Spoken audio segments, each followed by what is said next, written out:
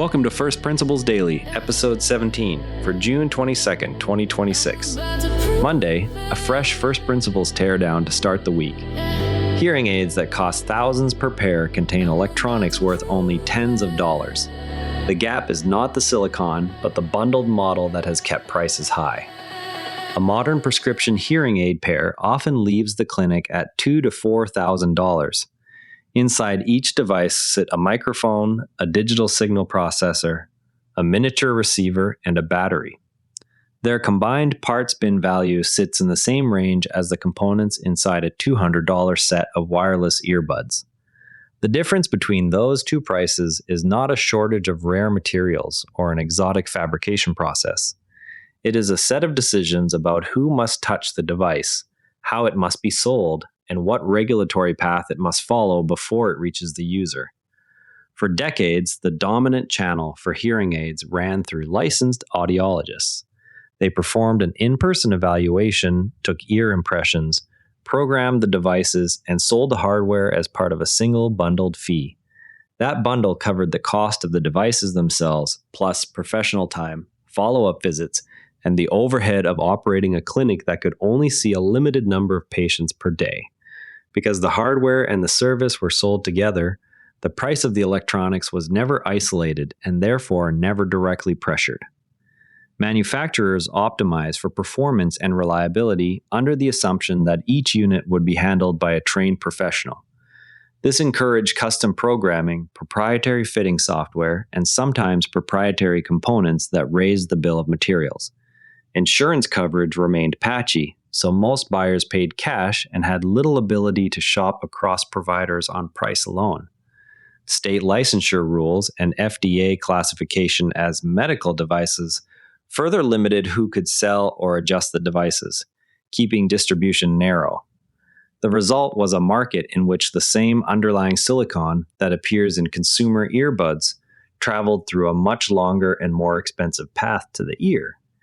Even when component costs fell with volume in other industries, the hearing aid channel absorbed those savings inside the bundle, rather than passing them to the buyer. When over-the-counter devices became legal in the United States in 2022, the contrast became visible. Self-fitting earbuds sold for a few $100s, while prescription devices continued to carry the legacy pricing structure.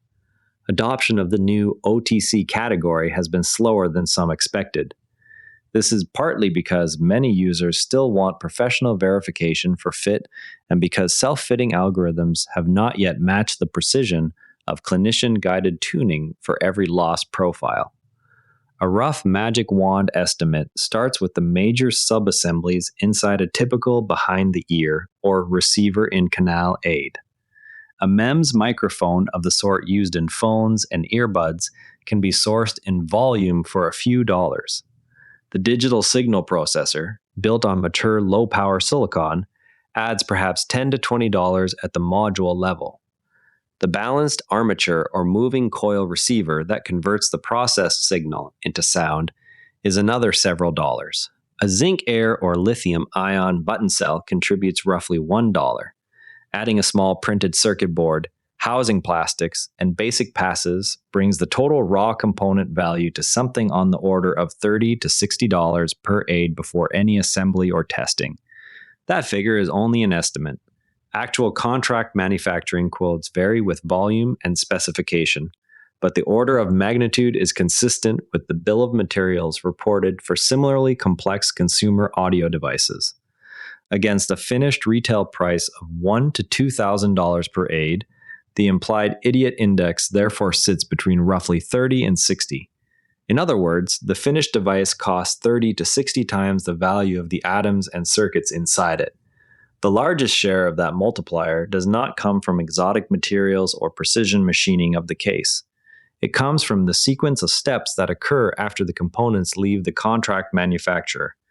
These include regulatory clearance pathways that require clinical data, the cost of maintaining a direct clinic distribution model, the labor of custom ear impressions and real ear verification, the carrying cost of devices that sit in inventory while fittings are scheduled, and the professional time required for programming and follow-up.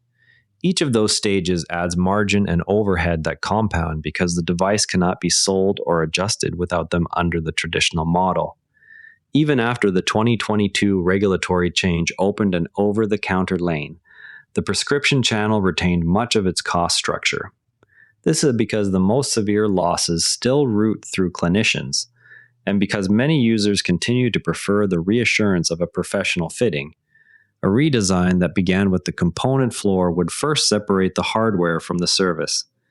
Standardized earbud class platforms already exist at high volume. The engineering task is to add enough onboard processing and user interface elements so that a non-clinician can achieve acceptable gain and compression settings through guided software.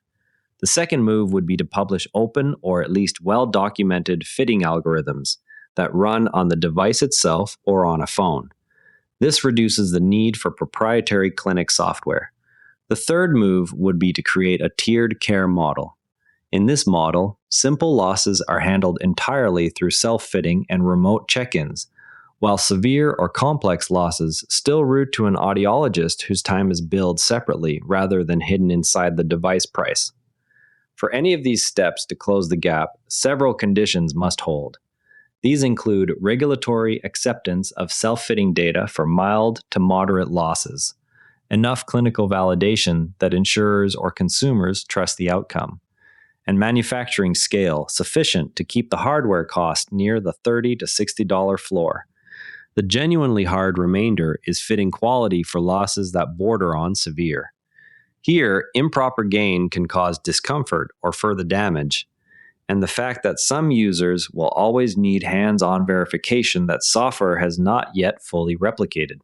Those cases set a natural boundary on how far the idiot index can fall without eliminating professional involvement entirely.